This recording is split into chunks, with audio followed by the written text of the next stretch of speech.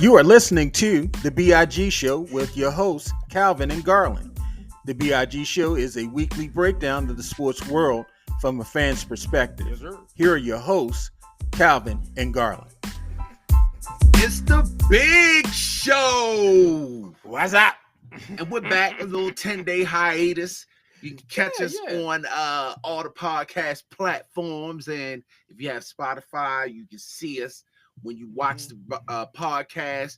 And we're live on YouTube right now. So if you got YouTube, you're a YouTube subscriber, what's up? Thanks for joining us. What's going on, Garland? It's the Two Fatties Show. The Two Fatties. We should really tape the pre-show so you can understand. Man, I used to do the pre-show thing. That joint took a lot of work. I was like, man, my fat ass ain't doing it. Too much. The two fatties. We need a producer. There's a producer out there. We do that wants to produce our show, and we will buy you a crab cake. We can pay you in crab cakes because we've been talking about them. Yeah, not this time. We can pay you in crab cakes. You know what I mean? We'll give you a crab cake episode. Let us know because, you know, we can pay you in 7-Eleven pizza. They got bigger slices at 7-Eleven. We can pay you in 7-Eleven pizza. I used to, so when 7-Eleven first came out, pizza, I was like, oh, this the shit. Right. And then the whole pizza was only like $7.99.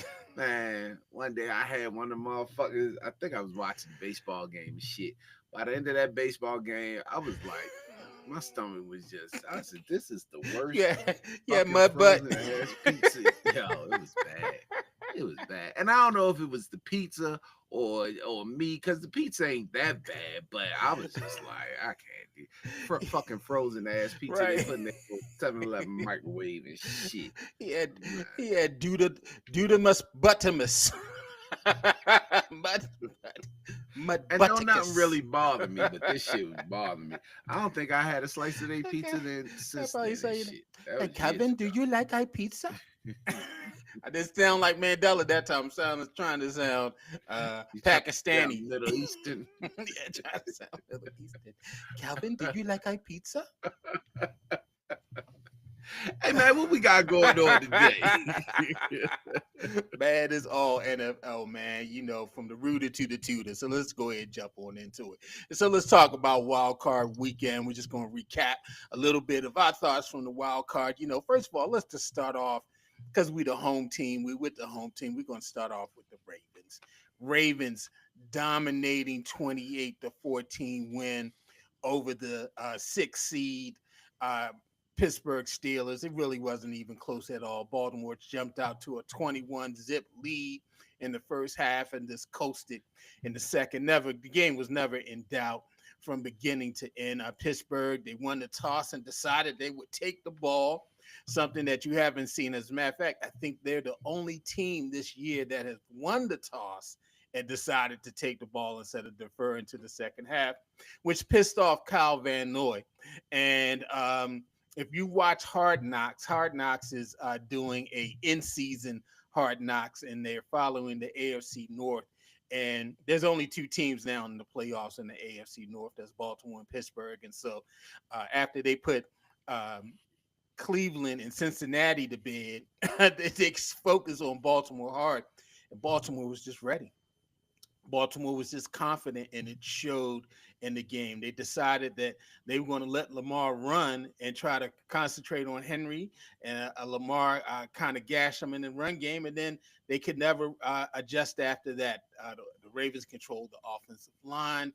Even without Zay, I think I said it in the last podcast that I took the Ravens and the points. I didn't think it was going to be close, and my prediction was true. I just, outside of Pittsburgh being on a 4-game skid, I just felt that they really solved whatever their Pittsburgh mojo was in the game before the end of the season.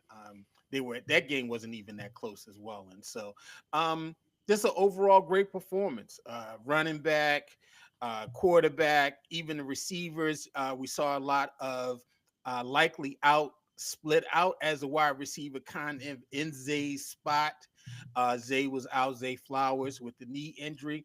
I think last year, Calvin, if that game was played without Zay, I'd be a little bit nervous because I think teams really have to respect the fact that we have a home run hitter in the backfield at running back.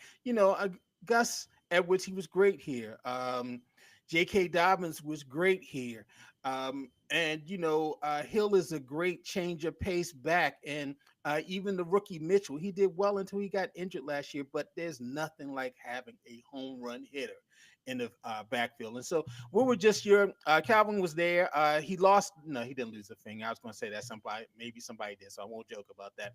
But there's a great article on ESPN.com about the frostbite game with the Chiefs and the Dolphins last year and how people braved the cold. It wasn't as cold as that game, but it was cold out there. So Calvin was there. He came out of his box and he sat with the regular people, him and Katina, and watched the game. And so, what were some of your impressions in the stadium? Because there was a lot of local people saying like, "Oh wow, people not going to the game. Pittsburgh's going to pack out the stadium. It's cold and all those things." But I know in one of your texts you said that it was really not a lot of Steeler fans there. So you were there. What was your take? Rumors of the Baltimore demise have been greatly exaggerated. Agree. The tickets didn't seem to be moving on Ticketmaster or SeatGeek or wherever you may have been looking, but the stadium was packed. And it was very, very, very few Steeler fans compared to what we're normally used to seeing. There was some towels waving around here and there, but even behind the Steelers bench, like you would think, with every game I've been to this season, even down to the Denver game, where their fans probably don't travel as well. You did not see as many Steeler fans. I think they knew what was coming. I think they felt the tide coming. And you're right, Baltimore not only got over that hump, but it's one of them things where we're looking at the Steelers now. We're like, you're not even in our league. Like Right. you're not even. We need to worry about the Bengals. You're not even in our league. And I don't after know if you losing, need to worry about the Bengals because they might not have T. Higgins next this is year. true. And This is true. so they had to fire their defensive coordinator. They are in a state of flux as well.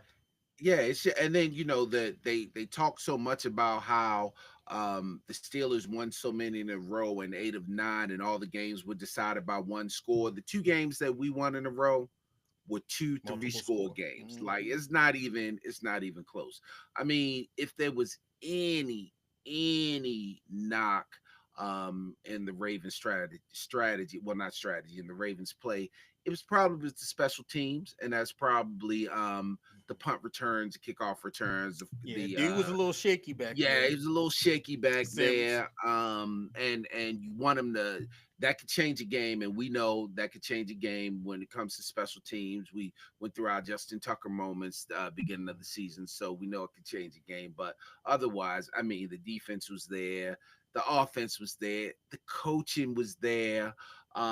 Even like you said, it ended 28-14, and it was 21-0. So the second half, the score was 14-7 favor of the Steelers, but it never felt in doubt. No. If you're a Ravens fan, you're used to them giving up leads. So when they scored the first touchdown, everybody's sitting there like, oh, here's gonna happen. Sure. And then what did the Ravens do? They answer with like you said, With the Henry with beast. the Yeah, run. Henry Mhm. running down the middle for the touchdown. It just wasn't even close. I mean, it was such a great feeling to be in the bank with a packed house in an important game and just watching Baltimore shine. Now everyone predicted the Ravens to win. The Steelers were hoping for some type of magic, but nah, man, it wasn't even. They even gave out cake and ice cream before the game. I don't know who Wow. birthday we. Oh, we were Yeah, it was celebrating Derrick my Henry. birthday, Are our we birthday. celebrating your No, birthday? Oh, okay. Yeah, yeah. celebrating Derrick our Henry. birthday. Derrick Henry. All right. Mhm. I mean, happy birthday, Derrick. But he was celebrating our birthday, Capricorn. But Right. no, they gave out cake Capricorn. and ice cream before My the mom's a game. Cap Like too. it was just, it just, yeah, great game. I love how they won every aspect of the game, and you needed that. going into Buffalo. You needed that type of confidence. You didn't need to play in a game against a lesser team and have to struggle and get it out, because you'd be going into Buffalo with the, man, we barely beat the Steelers, you know, and they don't even have a team as good as the Bills. So you needed that. It builds up your confidence.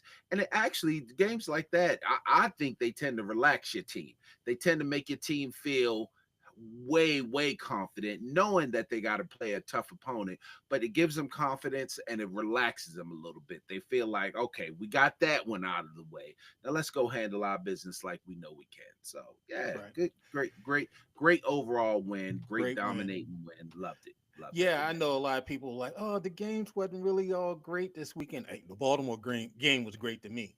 I don't care. The Baltimore game was great to me. All right, we're not looking for no cardiac. No, the Baltimore game was great. Yes. I did feel a little pressure. I looked at my little Fitbit for a minute, like, why my heart rate up a little bit on that second touchdown, made it 28-14. But then I was like, you know what? They got the ball back and they never gave it back for the rest of the game. They just ran it. And the thing to me, Calvin, is Lamar is a legitimate two-way threat now. I mean, he has matured in the game in terms of quarterbacking. He's not making those crazy mistakes that he used to make, those crazy throws. He's using his eyes. He's using his head. His accuracy is crazy. They had him mic'd up, and the touchdown pass to Bateman, he was describing to T. Martin what he did. Hey, I saw that Fitzpatrick, he was really watching me, so I looked him off to move him off of the center. And then I came back to the middle, and I knew I had to throw it to a certain spot for Bateman to get that. He's taking the quarterback play to a mental level, and that's dangerous, because I think the first couple of years he was just doing it pure on physicality. Yeah, he was just doing it pure on his instinct and his physicality, that he was one of the best athletes on the field. Mm-hmm. Now, not only is he one of the best athletes at quarterback, but he's also one of the best thinkers and decision makers at the position as well. And that's just showing. I think that's why it's so underwhelming this year for the MVP. I think that's why people are not really jumping on it, because it's like, if you look at those numbers, the numbers are crazy, because he's taking the game to a cerebral level. There's no way you go through a season and throw 41 touchdowns and only 4 interceptions. And those interceptions, they said, were not your fault. None of them. None of them. So it's possible you could have ended this season with no interceptions. And he almost had 1,000 yards running. And he's not running as much as he used to. Not even. You got Derrick Henry running for over 1,000 yards, so you don't need to run. Right. And so, it's crazy. Now, go ahead. And let's think about, so we've talked about for the last 3 years, when is Rashad Bateman going to come on? Him and Lamar don't have any chemistry. This and that. I mean, I don't know what's gotten into them two, but this season, it's like, we talk about Zay. Zay got the 1,000 yards because Rashad definitely not the number one, but he's clutch. He's catching these touchdowns. He's cooking people in these routes, man. It's just, I mean, they signed him, and you was ready to trade him. You wanted him to go. Yeah, they're gonna sign him and trade him. I'm like, Calvin, they gonna trade him. He's a first round pick. Wrong. I bet Rashad now is kicking himself, because you know how much money he could have earned himself had he not signed that extension. You know what? But I don't think he would have got as much money, because he's kind of outside of that rookie year. He's kind of underperformed, and he's been injured in and out. He underperformed those couple years. Yeah, he underperformed rookie year. Yeah, and so he's come alive in the offense. It would be great to have Zay back on Sunday, but if they don't have Zay, I'm not lacking any confidence that they can go into Buffalo and win that game. People talking about, it's going to be cold. It was cold here Saturday. It's been cold since after Thanksgiving. We've been in a polar vortex, stuck in this cold spell. It's been cold down here. It then snowed and all that stuff. It's crazy outside, and so they're going to be they all right. think they telling Buffalo, oh yeah, so if Buffalo just sell out for the run, Lamar can't beat you with his arm. Okay. I'm not quite Do sure it. I want you what to they've do it. been watching this season. I want you to do it. You Do go it. right here. First of Go all, ahead. they Sell out make for it the seem run. like it's so easy just to stop the run, to stop Lamar and Derrick Henry. Right. You're not going to be able to do that. But let's say you do. Let's say you do shut that down. You stack the box. You forget about the chemistry he's always had with Mark Andrews. Right. Now he's got this chemistry with Isaiah Likely. Now he's got this chemistry with Justice Hill. Justice Hill just seems to be, Justice Hill knows how to break free when Lamar's scrambling. I don't know if that's something that those two practice. And of course, I just mentioned Rashard Bateman. And if you want to add Kohler to the mix, who catches passes. You want to add Tylen Wallace to the mix, who catches passes. I mean, let's. Okay. Yeah, they're good. They're good. Yeah. Okay. Yeah. Go ahead and load up. Let's see what happens. Let's see what happens. Go ahead and load it up. They act like they can shut the run down, and the Ravens are going to be like, "Oh, gee, golly, what are we going to do now?" This is not 2 seasons ago.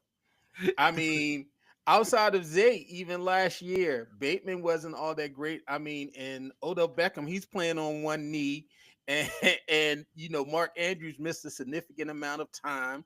That's not like a couple years ago where if you sold out on the run, they were going to struggle.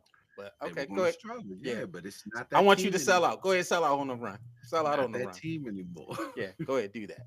That's what I want you to do. That's what I want you to do. Now, the games, they were kind of uneven for the weekend and all. Some big surprises, some big disappointments. And so, what were some of your biggest surprises out of the wild card weekend? Just maybe one or two that kind of stay with you. The Packers performance. I had the Packers actually winning, beating the Eagles, but the way they lost was just bad. I mean, Jordan Love did not look good at all. Now, they did lose their top 3 receivers in the game. Like, it just didn't happen for them. But I thought they looked pretty bad. And Sam Darnold turning back into Sam Darnold. Oh man, like he looked shook. He looked like the moment was just way too big for him. You're playing in the wild card round. Now, we're not even going to mention how you lost the number 1 seed and you went from 1 to 5, but he just looked like the moment was too big. And if you remember, I said to the group, I was like, the Rams can win this because fucking Matt Stafford is just a professional quarterback. Right. And you look at those two in that game, it was a polar opposite. So those were the 2 pretty shocking things to me. I mean, outside of the Packers, I didn't expect the Vikings to go in there and dominate the Rams, but I expected that Sam Darnold to at least play like an average quarterback. He was well below average. Sure. I would say, one of the biggest disappointments, it was no upsets. The only high seed that lost was the Bucks. They lost to the Commanders. I think, that was Jaden Daniels. I wouldn't say it was a come out game because he's been doing it all season. And so that win was very big for them. But, of course, it brings them to a buzzsaw in the D. And so we'll see what happens with that. The collapse of Sam Darnold. It's hard that you were competing for the number 1 seed. You won double digit. You had the second best record in the NFC, and you get a terrible draw, and you play a good offensive team, and your season's over. And I won't blame that all on Sam Darnold. I don't think their defense didn't perform as well as it did earlier in the season. They definitely, they did have their struggles offensively. And so it's just sad to see that collapse of a team that did so well. They overachieved. I don't think a lot of people had them in that position, and they were able to, get there. But the outlash about Mike Tomlin, to me, it's probably the biggest thing that came out the weekend. I mean, they losing their stuff in Pittsburgh, man. They are ready.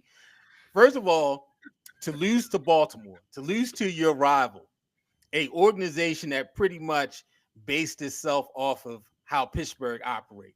We took the Pittsburgh model and we made it the Baltimore model.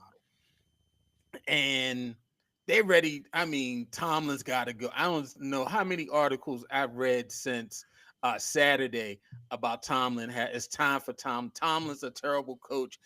They need a new voice. But to me, Calvin, Tomlin actually has overachieved with this franchise for the last several years. I mean, he's actually, they haven't given him anything. They gave him Mitch Trubisky. They gave him Kenny Pickett. They gave him Justin Fields. They gave him Russell Wilson. I don't want to call him a malcontent, but a basket case in George Pickens. Outside of the defense, what has he had? And really, he hasn't had. All the players are not great. I mean, he has T.J. Watt on defense, and Cameron Hayward. He makes a play every now and again, but they're not a shutdown defense. But he's taking this team and he's giving them a winning record every year. I'm like, okay, go out and get somebody else. I want to see what they're going to do with this roster. What could Mike McCarthy do with that roster? What could Sean Payton do with that roster? What? Nothing. What was Josh McDaniel or Mike Munchak? They want to bring Chuck Noll back out the grave. What was Chuck Noll going to do with that organization?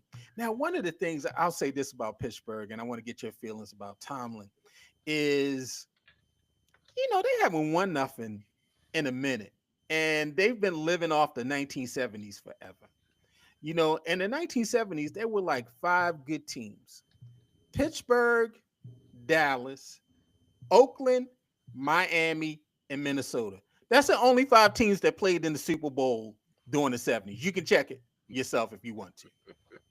Only 5 teams. Okay? And so, yeah, they won 4 Super Bowls in 6 seasons. And that was outstanding. But since then, they won 1 with Cowher, and it took him several years to get that. Although he got to 2 Super Bowls, he was 1-1, as well as Tomlin. He's gotten to 2 Super Bowls. He's 1-1. But they're cheap. They always drafting at the bottom. They don't spend any money on free agents. Last year in those player rankings, they were ranked down at the bottom as one of the franchises that has the worst facilities and all those things. And so I don't know if the ownership really wants to win, or they're just happy with making the playoffs. And so, what are your thoughts about Tomlin and this outrage about Tomlin? So, and now I totally agree with you. The Steelers and their fans, the entire organization is delusional. Since the 70s, they've done pretty much average of what good teams have done. Yes. They haven't done any more. They haven't done any less. If you look since the Ravens have been around 96, where we start counting against the Steelers, we have 2 championships. They have 1. They've been twice, but they only have 1 since 96. Right. So they're pretty delusional. Now, let me say this. Ravens fans, and I'm part of this. I'm including me, you, all of us. We're pretty hypocritical. You think so? Because we say the same thing about Harbaugh. We say the same thing about John. We literally say the same thing about John. And other fan bases look at us and say, well, who you going to get better? Like, he keeps you in contention every year. Ooh. And let's not act like, I mean, we've had Lamar the last, 5-6 years? Five seasons. But let's not act like Joe Flacco was out here tearing it up. Joe Flacco, playoff Joe. But he was an average quarterback. Joe rode on the defense a lot. We had a Hall of Fame defense. That's what we were riding. Tomlin rode on the defense a lot. So we're kind of hypocritical with it. Now, I will agree. And I take this back to Brian Billick for us. There's a time where the voice gets stale and you may need to change that voice. So I can agree that Pittsburgh may need to change that voice because it got stale. Before Lamar came, that's another thing we were saying about Harbaugh. We may need to change the voice because the voice is getting stale. We even had players coming out saying that, players that left the team saying that Harbaugh does not like this. I mean, but I mean, there's some truth to it because I feel you. He Yeah, wasn't the only one. he was kind of uncompromising. I think he's been able to adapt. These head coaches, they're Well, CEOs. They're not out there, designing plays, got people on the blocking sled and all that other stuff. And so I sorry think, about that. yeah, it's all right. Those guys are they're as good as their staff and they're as good as the players that the organization brings in. And it definitely helps John when you can get a player like Lamar Jackson. Yeah. So I mean, so I think all of us Raven fans are a little hypocritical when we're like, what do you mean you don't want to get rid of Tomlin? I think we're also a little selfish because we're like, Tomlin ain't beating us no more. So yeah, y'all need to keep him. Keep them. Y'all Keep need them to keep for right now. But you know what? I'm not mad. I mean, if he left, I mean, great for us in the division That's because another he thing. he he Yeah. was he was the thorn in the side of our franchise. So I'm if he left, I ain't gonna be crying over spilt milk. But I say the same thing about John. As much as we can complain about John, and I was talking to a coworker today, and I said Harbaugh's a good coach, and he kind of like, oh, I was like, come on, bro. We've won the most games in the league next to the Patriots over a period of 10 years or 15 years since Harbaugh's been the coach. We're always competing. Outside of the last Super Bowl that we won, and then we had a couple years where it was like every other year. We've made the playoffs every year we've had Lamar. And so, yeah, those good coaches you just can't go out and they're just there sitting out there. And Yeah, but we don't always say that about John. Even as early as the beginning of this season, right. we don't. You know what? Say that about John. He did lose this one game. I'm trying to think. It was the first game. I You always say John wait. I'm Harbaugh gonna is good say for at least you one are to the two first losses person a year. to say Harbaugh is good for 1 or 2 losses a season. He is. He's good. And he did it the first game of the year, not using them timeouts. He's good for at least 1 or 2 losses a year. And we got that one loss early. He hasn't lost any games that have been super critical from decisions. And, so he's a great coach this year. Yeah, we're a little hypocritical when it comes Yeah. to, but I do see some truth to that. Like I said, there may need to be a different voice in Pittsburgh, and it's not that Tomlin is a bad coach. See, that's where I differ from Steeler fans. They say he's a bad coach. I don't think he's a bad coach. I think the voice may be getting stale there, and maybe he's taking them as far as he can go. And I also agree with you. And I think we talked about this beginning of the season. One of the reasons why I didn't think the Steelers were even going to be this good was because they had the worst quarterback in the division. Sure. You're not going to go against Joe Burrow. You should not be able to go against Joe Burrow, Lamar Jackson, even the likes of Deshaun Watson, Nasty man, with Justin Fields and Russell Wilson. He overachieved, and he's been overachieving. So once they come back down to earth, these Pittsburgh fans, and like you said, he's overachieving with Kenny Pickett. He's overachieved with Mitchell Trubisky, with the guy that hit Miles with the helmet, or vice versa. Him as well. Mason Rudolph. Mason Rudolph. So he's been overachieving with average quarterbacks. Even with Ben, as good as Ben was at the end of his career, right. And Tom's been able to overachieve. Now it does help that he had a guy like TJ Watt that could disrupt the game and literally win a game from the defensive side for you. But it may be time for him to go. I think they're going to at least give him another season. The Rooneys, they pride themselves on we've only ever had 3 coaches. Right. Chuck Noll, Bill Cowher, Mike Tomlin. They pride themselves on that. So I think they'll be hard pressed to move on from Tomlin. Yeah, I agree with you. And hey, if they go out and get him some players, you never know what'll happen. You never know.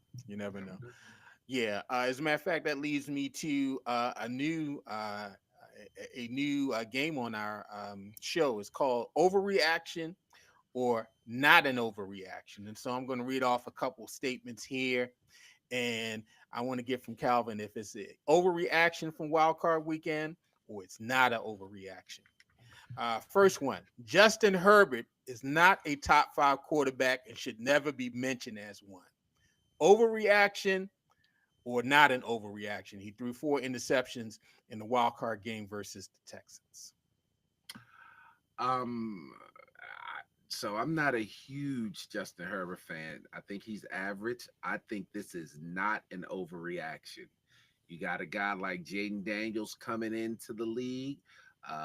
You got a guy in Houston. I don't know why I always forget his name. A guy in Houston. CJ Stroud. CJ Stroud didn't have a great sophomore season, but they won. They beat the Chargers.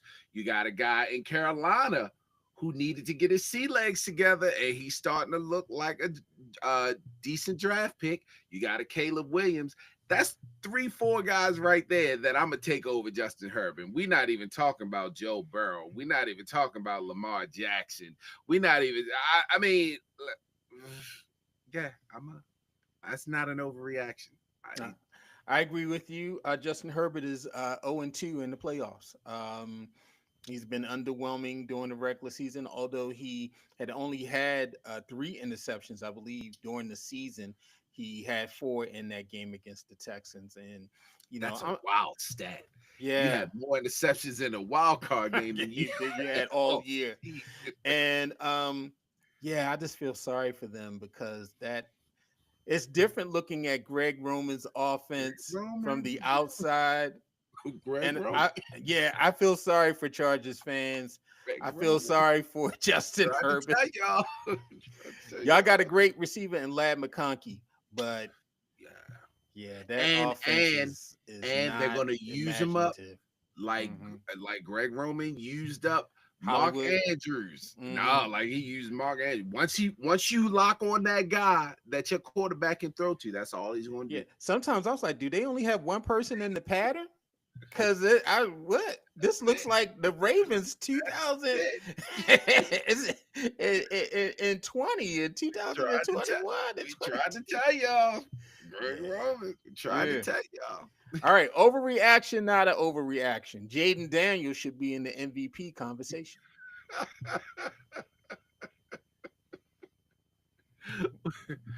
I'm sorry. It's such an overreaction.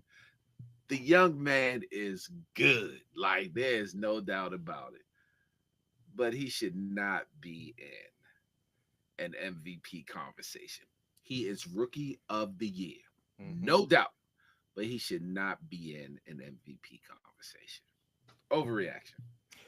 I agree with you, but he's definitely rookie of the year. Absolutely. He threw for over 3,500 yards this year, 25 touchdowns, only 9 interceptions, 100 quarterback rating. Great game in the playoffs. He's not Lamar. I don't know. Hopefully, Chris Collinsworth has let go his nuts by now, because he definitely was holding them very hard on Monday night. And not Monday night. Excuse me, Sunday night. Chris Collinsworth loves him. I mean, I actually saw Chris Collinsworth's chair slide into Jaden Daniels' butt during the game. And so he was upset that they showed his booze on his face. Boo-boo. Why would you do that to my man? He bleeding. You wouldn't show anybody else's man bleeding. That's my quarterback. I thought he was Terrell Owens for a minute. Don't talk about my quarterback.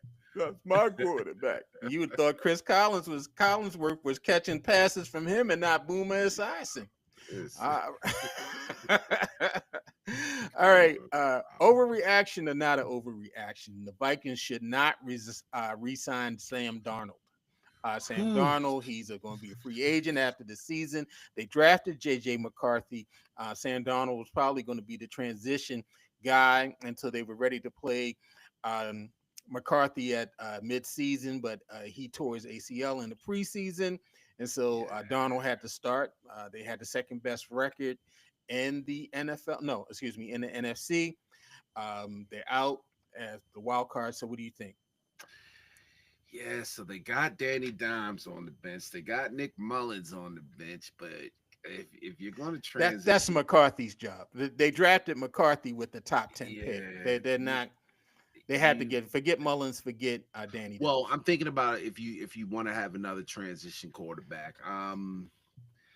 I think that's an overreaction. I think you have to re-sign Darnold to at least one more season, just to keep the continuity in the offense. Um, yeah, it's tough. I mean, 2 games out of the 18 that he's played this season, I think it's an overreaction. You got to sign Darnold for at Okay. least one more season. All right, fantastic. And the last one, Mike Tomlin is not a good coach. Overreaction or not an overreaction? Um, as far as the NFL overreaction, as far as being a Pittsburgh coach, mm, nah, still an overreaction. Overreaction. It's an Overreaction. overreaction. Overreaction. He goes to he goes to an organization like Dallas, he's going to win immediately. Um, if he goes to a team that has good assets, he goes to a Chicago, he's going to win immediately. Okay. And so, no, it's an overreaction. I understand. I think, winning is the best deodorant. John Madden said that. And so they win and they don't really look lousy. But then when they went on that 4-game skid, they look horrible. When they was winning, you would have thought they were the second coming of the 75 Steelers. But once they started losing, he was horrible. The team was horrible. Russell Wilson was horrible. Yeah, winning's the best deodorant. And so they just start stinking. They were using Tussie by the end of the season. So just the lotion, not even a roll on, not even Tussie roll on. They were just putting lotion under their arms. All right, so let's go on. Let's talk a little bit about the divisional round that's coming up. First, let's talk about the Commanders versus the Lions, the 6th seed. Commanders, they visit the number 1 Lions in the D. What up, though? The Lions have the number 1 offense in the league. And this defense is turning around after a big victory to close the regular season over the Vikings to win the NFC North and the number 1 seed in the playoffs. Jaden Daniels, big game. What are your thoughts on this? Who comes out as the winner in this game? It's been a nice story, DC. All right, Mose. It's been good. It's been a It's great been good, story. Mose. Yeah, Yeah. as bad as I want to, and I'm not even a DC fan. I am a Jaden Daniels fan. But as bad as I want to pick DC, I, I can't do it. Yeah, I'm sorry. And I was telling my coworker he hates Larry Brown Jr. I'm sorry, Larry, to throw you up on the mix. But LB, he hates the Lions. He says they're fugazi. That's fake. They're really not. No, they're not, bro. That offense, that defense can go ahead and be horrible. That offense is going to carry them. There's nobody out there that can stop them from scoring. Period. You gotta outscore them. You gotta outscore them. You cannot stop them. You gotta outscore them. And the defense played pretty well. They got some people coming back. They played well against the Vikings in that last game. I'm not saying they about to very well. Yeah, I'm not saying they're about to come to 2,000 Ravens, but all they have to do is hold teams to about 20, and the offense will take care of the rest. And so I'm with you, Lions in that game. Rams versus Eagles. The Rams, they dispatched the Vikings while the Eagles manhandled the Packers. As Calvin said, that was one of his big disappointments of the Packers' performance. The Eagles defense, they've been dominant, and Saquon Barkley, he's been doing this thing in the run game. The Rams offense, very dangerous, and they can put up points as well. And so who are you picking in this game? I really think the Rams could do it, but it's West traveling East. So I have to take the Eagles. I think that West traveling East thing is real. It's real. Sure. So I'm taking the Eagles. If they were playing in LA, I would actually take the Rams on this one. Yeah, I like the Eagles as well. I just like it because the defense, the offense is not that overwhelming, but I think their defense is super stout. Jalen Carter is unstoppable on that defensive line. The defensive backfield is very good. The linebackers are great.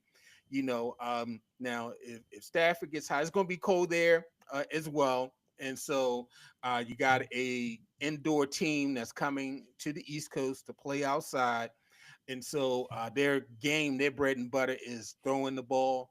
And so we'll see what happens in that game. But you never know. If Stafford gets hot, Never know. Nakua and the other receivers get hot, it could be a long day. Cooper. Yes. Cooper Cup. All right, Texans. They go out to KC to play the Chiefs. Their defense dominated the Chargers, intercepted Herbert 4 times. The Chiefs, they're defending their title, and they're looking to become the first team to win 3 straight Super Bowls. And so, who are you taking for this game? I, and it's crazy that I'm pausing. Mm. Yeah, you don't be crazy. I'm listen, I'm taking the Chiefs, but that 2-week layoff is real. Mhm. I believe that the Texans can go into Kansas City and give them a run for their money. If not win the game, I'm gonna take Kansas City because I'm just not betting against Patrick Mahomes until he plays against Lamar. Mm-hmm.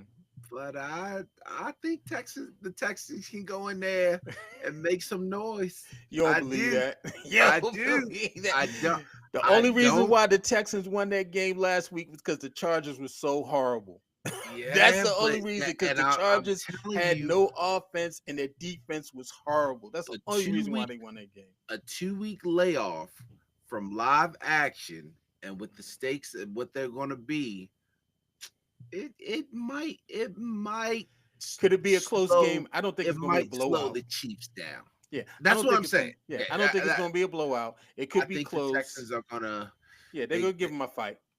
they I would feel better if they had Diggs and if they had Tank Dell. Um, without That's those right. two, I Dell don't think got injured in the last game that they yeah, played them, and so yeah, yeah. But I maybe they yeah, should have kept Deontay Johnson. Jesus. He caught one ball for 12 yards, which is more than he did with the Ravens. And the team won, and he was crying. I would, sir, you just joined the team. He, That he was your only game because you had to sit out the Christmas game against the Ravens. Like, I don't understand what he's thinking. Your team won the game. They and won. their down receivers, you really could have been a continued part of the team. Can you imagine what he would be doing with us now because we're down Zay? Right. I don't get it. I don't get it. I get it. You think you more than you are. That's what happens. I think a lot of these players, man, they get in, and he's had some success in the league. I mean, he's been an all pro, but I I blame think Mike what Tomlin. hey, if Tomlin let you go, Tomlin coach AB, Antonio Brown. Now, if he could coach AB and Santonio Holmes And Chase Claypool. and Chase Claypool, and he got rid of you, that's saying something. That's saying something right there. That's saying a lot. Last game, Ravens versus Bills. We know who we're taking, the home team. But what do the Ravens need to do to win? What do you think is going to be the key to the game? Yeah, man. So we sit here and we talk confidence about our team, but we're not going to sit here. For anybody listening, we're not going to sit here and act like the Ravens are just going to go up No. there and dominate the Buffalo Bills. They should not be able to. The Buffalo Bills are a very good team Josh with a Allen's a very very good good quarterback. quarterback and a very good running back, Yes. and a James Cook. decent defense. The one area that you could probably say about Buffalo that they may be lacking in is receivers, and Right. we took advantage of that when they came to Baltimore. Now, Right. since then, Shakur has really stepped up his game. And they went and So got Cooper, yeah, so Amani so Cooper. but I do believe, and I can't remember if it was Chris Broussard or it was someone else that kind of broke it down and said, this is why I think the Ravens are going to win. And as much as you always go back and forth when you got a game like this, I had to agree. If you compare the quarterbacks, we're going to pick Lamar, but I'll give you the wash. I'll say that they're even. They're evenly matched. Mm. When you compare running backs, James Cook is good, but Derrick Henry is better. Like we're not. There's not even a Sure. question about that. When you look at the defense, the Buffalo defense is decent, but the way the Ravens defense have been playing since their break has been number one. They've been the number one defense. So you give the advantage to the defense. You look at the offensive line. The Ravens offensive line, albeit penalties, which in the last few games they've had less penalties than the Sure. opponents. They've been playing dominant football. So when you start looking at these units, the Ravens had the advantage, and I can't take anything but the Ravens. I got the last I saw, the line was 1.5 Right. Buffalo, which really Basically favors a the toss up. visitors because you get 3 points from being the home team anyway. Right. So if they're not giving you the full 3, the betting line is really on the Ravens. And I think the pressure is on Buffalo to try to prove that Josh is the MVP, to try to take away that blowout that we had earlier because Sure. they keep talking about, well, we got this guy now. We Yeah, got this this guy person now. wasn't playing. Yeah, These you got this guy. linebackers wasn't playing. These Like safeties wasn't playing. Okay. the pressure is on. Hey, I we think didn't they're the have number two Pierce. We seed. didn't have a bunch of Exactly. people wasn't playing as well. And so Exactly. The pressure is on Buffalo. They're the number 2 seed, but I think the pressure's on them. But I think Baltimore can go up there and win. Close game, probably going to be the game of the season. I think that's why they made it the last game. Be nervous boots the whole time because it's not going yeah, to be why they easy. do this to us, man? Making it the last game on Sunday. God. NFL, they don't like us here in Baltimore as the fans. We want to get it over with. Why Want y'all to get going to it give us over just the with. 3:30 game, y'all? Why y'all gonna give us the Want to get 6:30 it game? over with. Let them play Saturday. Get it over Right, with get so it we can over all with. sit back Sunday and do whatever it is we're going to do. Yeah, You got us got on us all pins and jacked needles. up in dinner time and stuff. Why y'all got people all jacked up? At least it's a holiday the next day. We Right. ain't got to go to work. Right. Definitely. I agree. I think it's going to be a close game. It's really, to me, I think it's going to come down to which quarterback is going to be able to make plays outside of the pocket. Mhm. If the Ravens are able to keep Allen from making big plays down the field with his legs, getting outside the pocket, either hitting receivers on the run or taking off and running for 20, 30 yards or whatever, that'll do well for them. And I think if Lamar is able to make some of those off schedule plays out of the pocket, it's going to put more pressure on Buffalo's defense. I don't think the weather's a factor. It's not like this is Miami. This is not like team is coming out of South Beach and is going up to Buffalo to play the game. It's been super cold here. We're used to cold weather. The last several games have been played in very frigid, feeling like 14 degrees outside weather. And so, unless a blizzard happens, I think the weather is neutralized. To me, the weather is not a factor. Yeah. The So last time we went up there for a playoff game, it if was you super recall, windy. I remember it was like a it, windstorm. and if you recall, the Ravens had a chance to take the lead, and Lamar threw that pick in the end zone Yeah, I remember that. I remember within that. the And five then yard line, and he that got he changed got the a whole. concussion in that game as well, Yeah. and I didn't finish the Now, game. watch the referees in this game.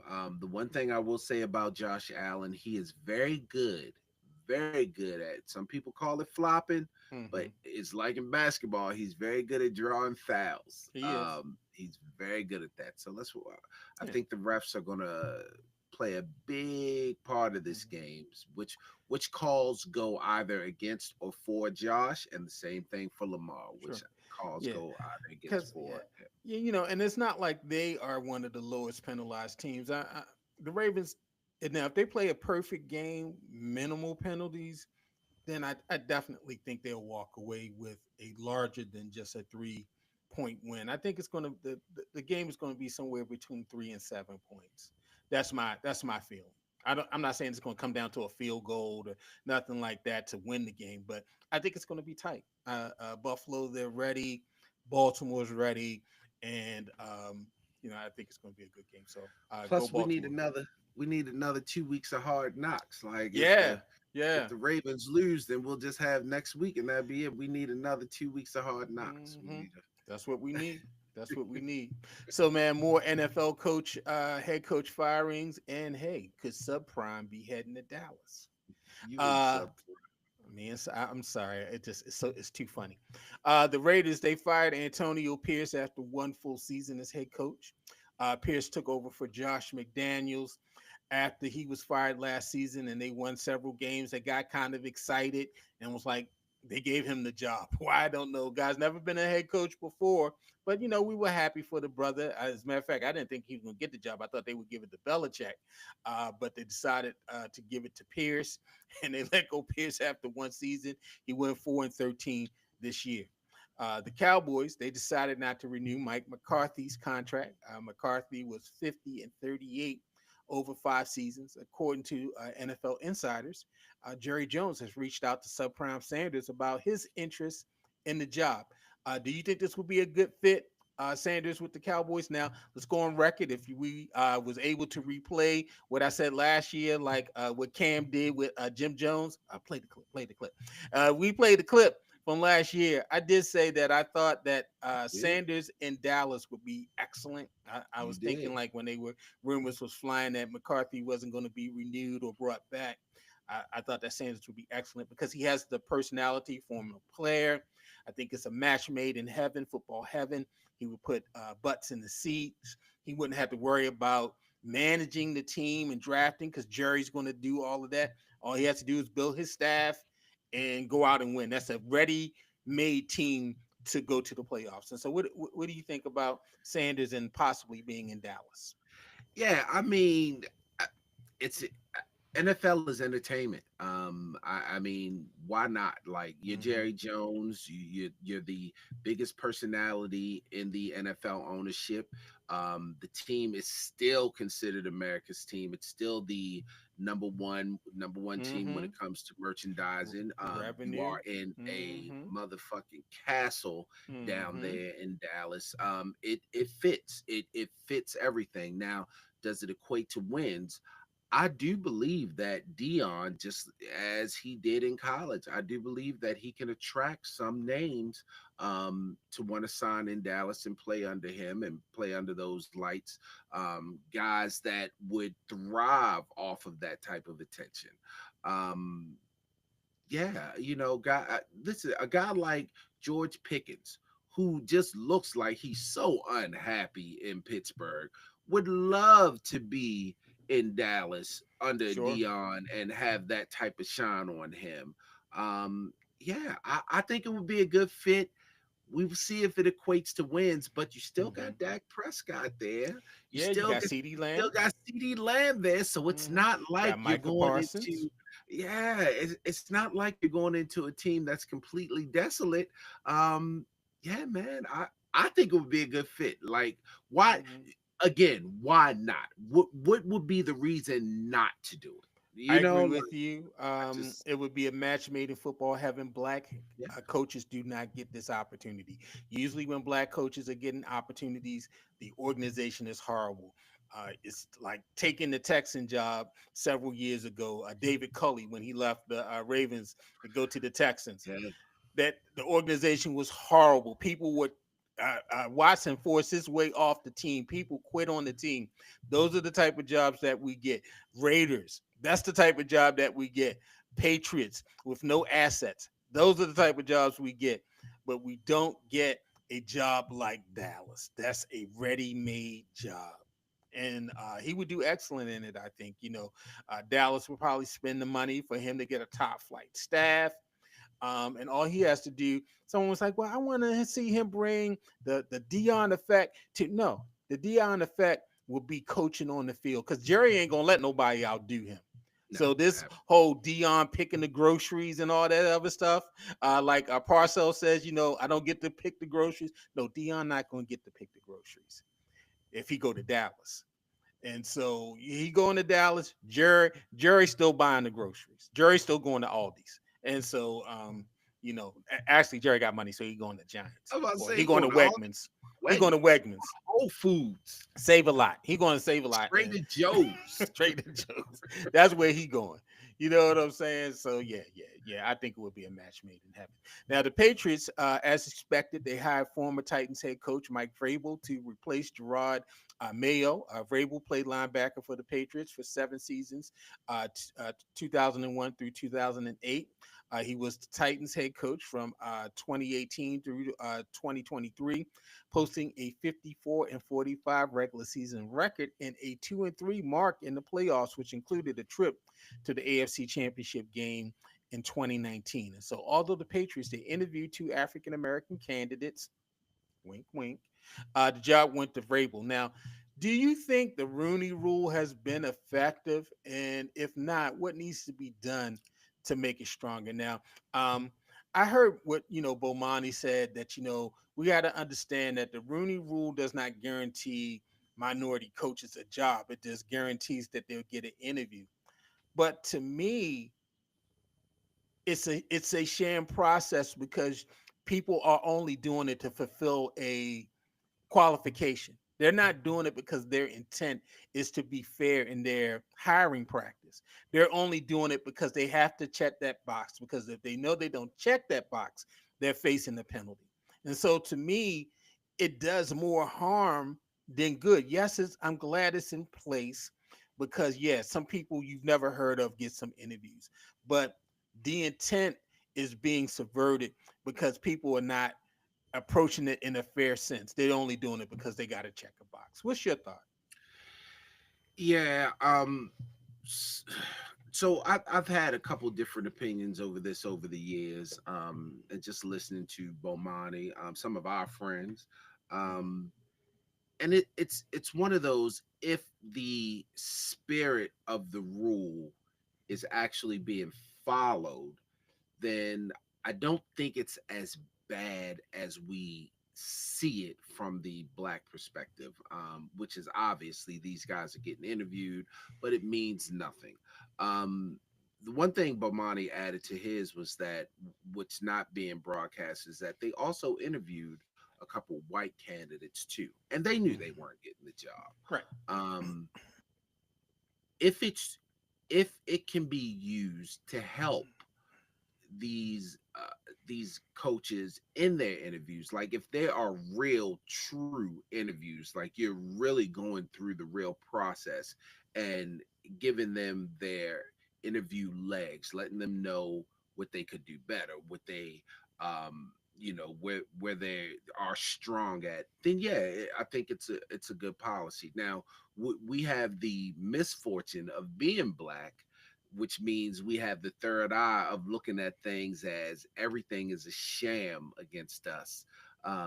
So yeah, these guys are getting interviewed, but is Byron Leftwich going to get a job somewhere else? Like, is he really going to Sure. be back in the NFL and get a job somewhere else? Because we see Byron Leftwich as a has been when it comes into the coaching ranks. And Like, how's he that? This man kind was of a coordinator of a Super Bowl winning team.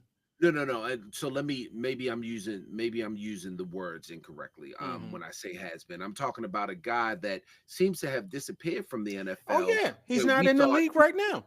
where we thought he was probably on a trajectory to get Mm-hmm. something better. So now you, like, he got this interview, but does that mean he's back in the NFL? Like, is anyone else going to hire him now that he's gotten this interviewing experience? So we see it as probably not. So the rule in this case didn't mean anything for Byron or for us. So it's one of them. It's really hard to say the intent. So with that being said, the Rooney Rule needs to be tweaked, or it needs to be improved.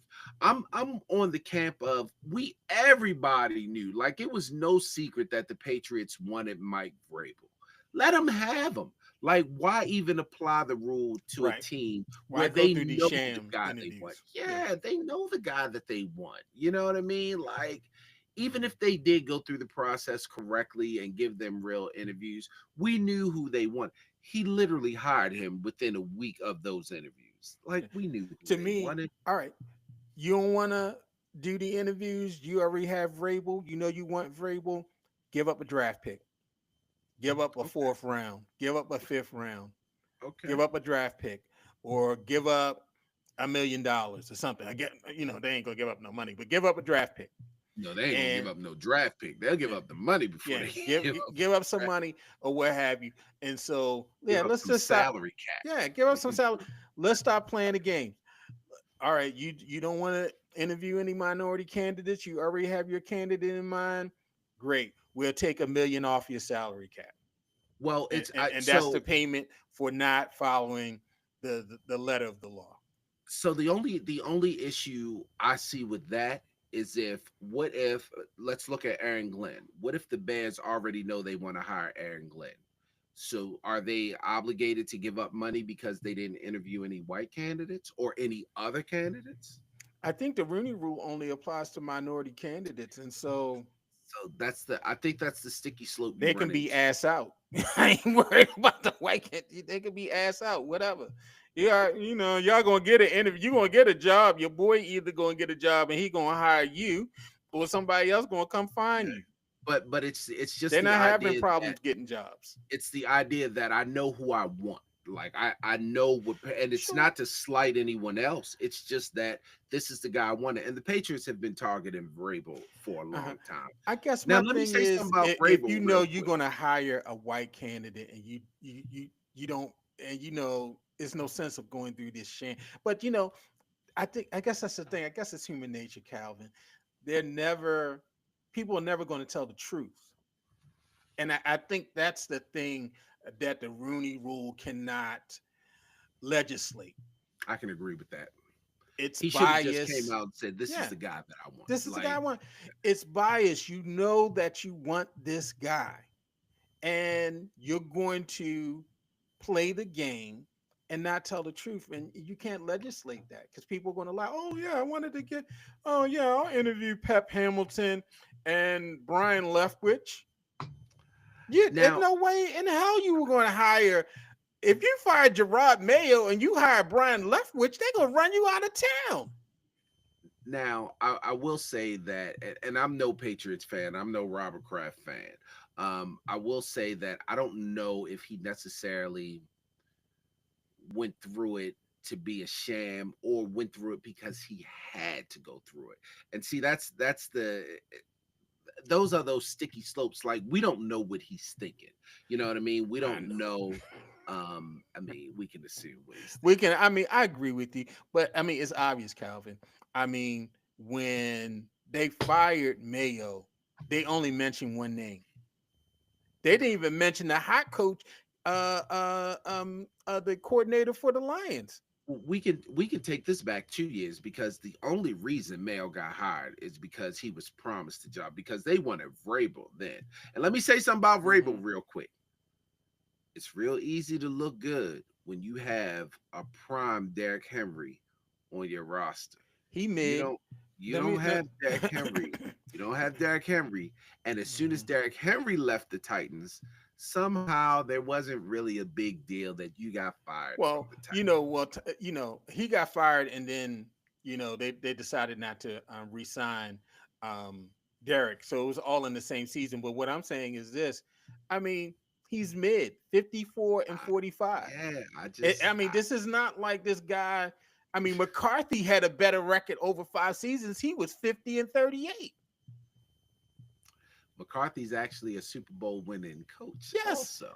Like, Vrabel is 2-3 in the yeah, playoffs. yeah, They lost to. They had the number one seed and lost to Cincinnati that year. The Cincinnati got to the Super Bowl. Cincinnati came in there and upset them. So to me, and he had Derrick Henry on that team. and he had Derrick Henry. So I mean, he didn't win with Derrick Henry. I mean, he didn't win the big one. He won some games, but he didn't win the big one. He was mid. He was Reggie. But hey, Reggie gets you a black Reggie don't get you a head coaching job. You can't be Reggie and black. That should be the name of the podcast for the day. You can't be Reggie and black. Be Reggie and black. Yeah, no. You could be Reggie in white, but you can't be Reggie in black.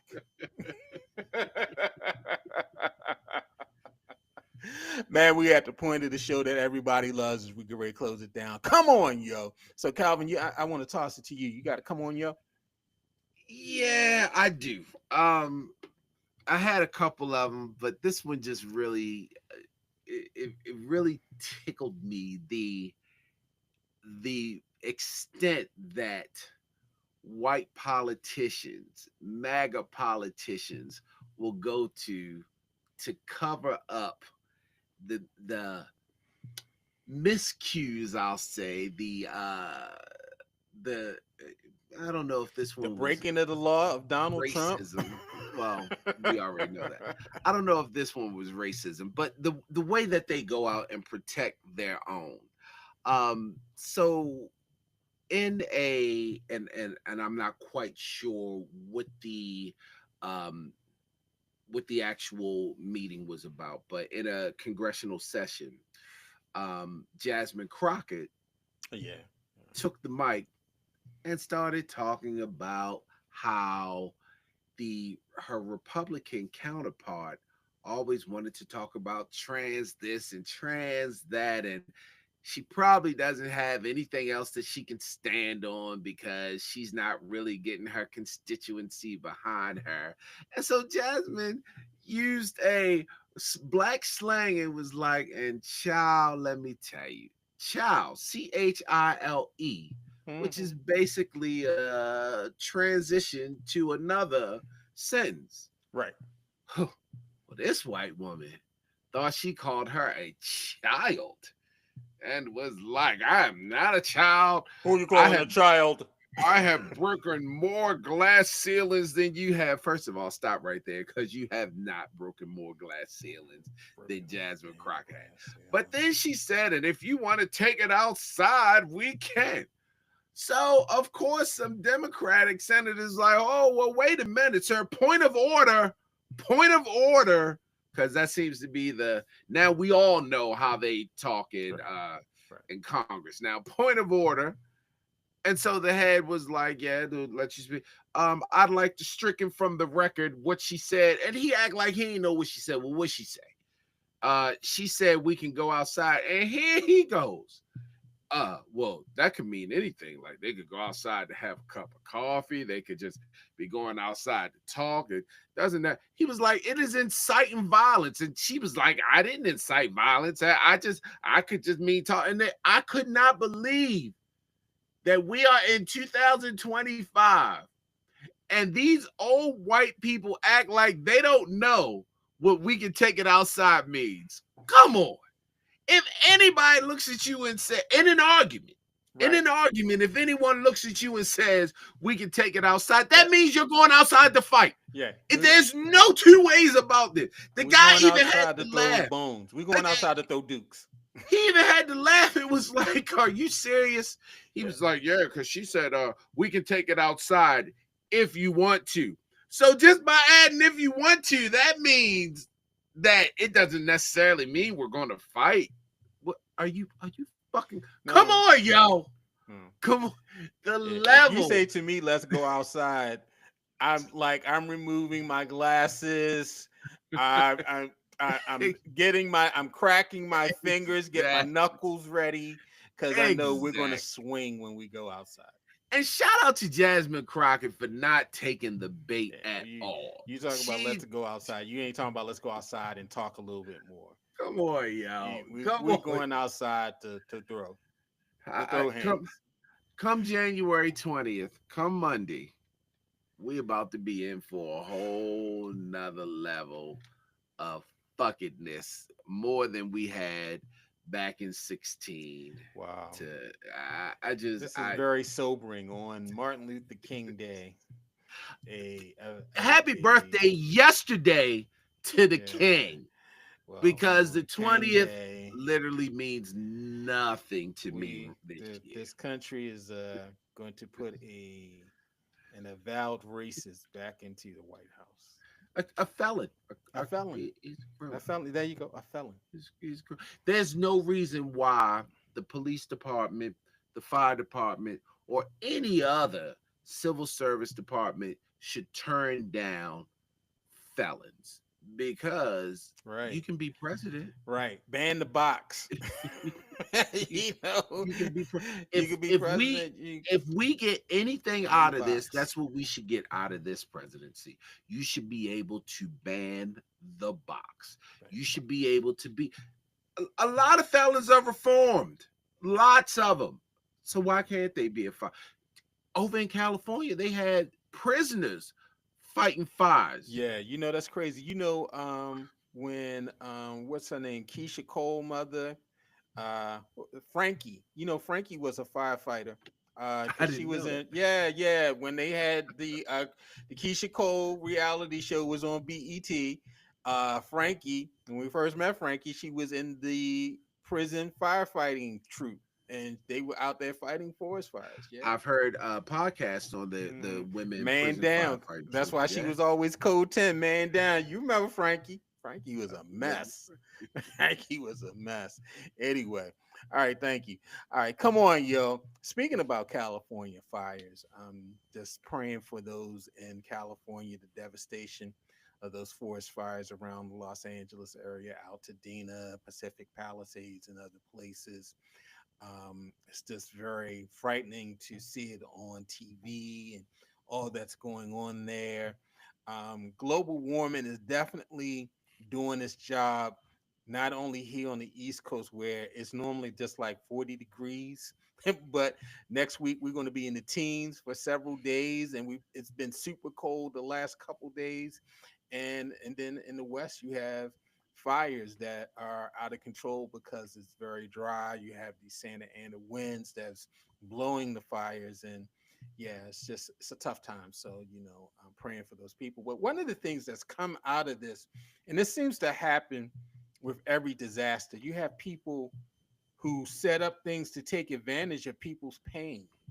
And I've read that there are people going around trying to get people to sign away their homes, faking like they're insurance agents, or like, if you sign this, we can help you rebuild your home.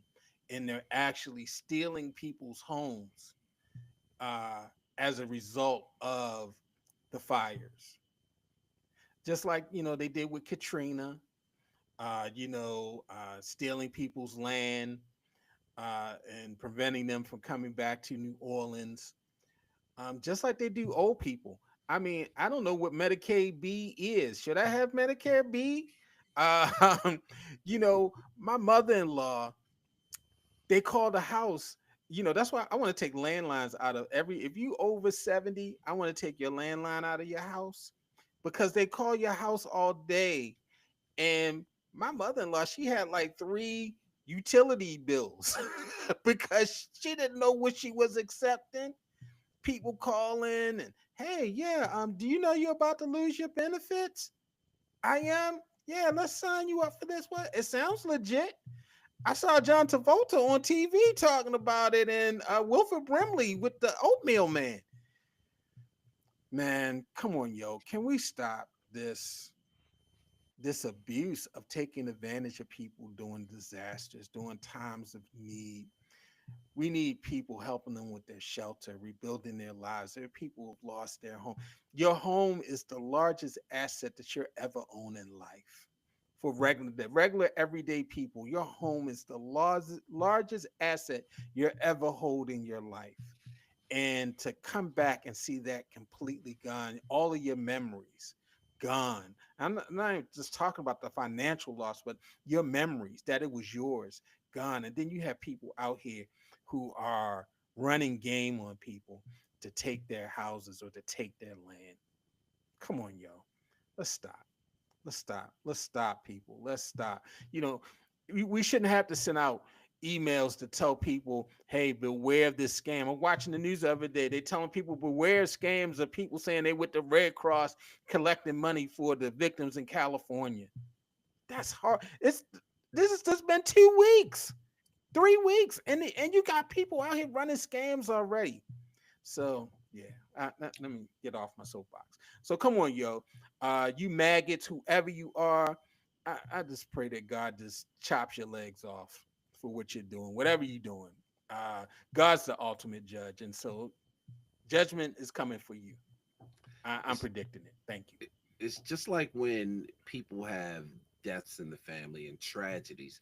If you notice, as soon as there's a tragedy, especially if it gets national news, about a day or two later, you'll see the family come out and say, "We do not have any GoFundMe's out." Right. Or if you want to donate, this is where you donate to us. Right. Because people will play off of people's pain and tragedies. That's a I shame. just, and I know it's rough out here, but god damn, have some sense of decency about yourself. Like, uh, unfortunately, there's always going to be scumbags out here, people that just ain't worth shit. Um, you know, and I hate to say it, but with the way that this country idolizes people that aren't shit, it just doesn't seem like things are going to get any better. I mean, let's be honest. We just voted in a guy that he literally ain't shit. He's nothing. He's not a good person. The people that that worship him tend to not be good people. And sometimes they get theirs, Giuliani, and sometimes they don't. It's I don't know, just with the way this we're going, that we'll never get rid of people like that. You don't expect to always get rid of them, but you expect some people to have some decency. Shout out to those of us that fight the good fight. Um, sometimes it feels like a losing battle, but stay in the game, because you got to protect yourself, you got to protect your family, you got to protect the people you love, and you got to protect the normal citizen. Like, just being neighborly. Like, what happened to being neighborly nowadays? Right. Like, it's just Yeah, this we're having to taking care of people. Yeah, it's horrible that now we have to warn people to beware of scams. ridiculous, man. Yeah, Ridiculous. So, great show, hey, man, another good show. We all sitting here real nervous, like I said before. On pins I and ain't needles, nervous. These Ravens. You I not just want to nervous? hurry up and play the game. Can we get to Sunday? Can we remember that I forget his name, that movie where it was the remote control and he can go forward and he can go backwards. It was called Remote. With Yeah, Adam remote. Sandler. Adam Sandler. Yeah, I Adam wish Sandler. we had a remote and we can go ahead and go to Sunday at 6:30, because I'm tired of being on Twitter. I'm tired of seeing Dan Orlovsky. I stopped watching. I stopped. I haven't really watched anything this week. Stop. Yeah. Play the game. I couldn't. And it really got to me leading up to the Steelers game. I was like, I think it was about Wednesday. The game was Saturday. By Wednesday, I was done. I was like, I can't listen. I don't want to hear no more analysis. I don't want to see no more breakdowns of the Ravens run game and this, that, and the other, and how this is how you can defend. I'm tired. It's exhausted. Get to the game. I'm like Lamar. He ain't even talking to his mama. He hit ignore when he saw his mama face pop up on the phone. So yeah. Everybody has an opinion, including us. I'm sick of it. I know y'all tired. We tired too. Let's get to the game. Hey, once again, we're on all the podcast platforms. If you have Spotify, you get to see our beautiful faces. And if you have YouTube, you can see us live, or you can go ahead and subscribe to YouTube and see us anytime you want. All of the podcasts are on there. Hey, man, I can't wait till the game comes out. And you got anything going? Let me play this outro. You got anything going on for the game? No, just gonna not eat. You have been listening to the B.I.G. Show. Consult the father. The show was produced and written by Calvin Coates and Garland Thomas for All Things Black Productions. I'm not going to be Follow us on all of your podcast media platforms. All right, man. I'll holler at you later. Peace, bro. All right. Later.